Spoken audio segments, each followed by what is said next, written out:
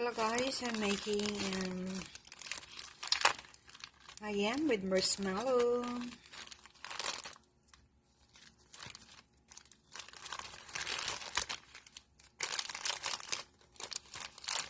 I-bake ko ito guys din. Yan.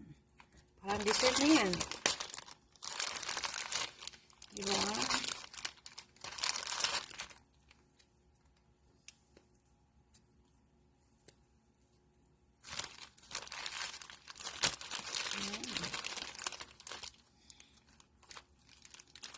Yummy ito guys.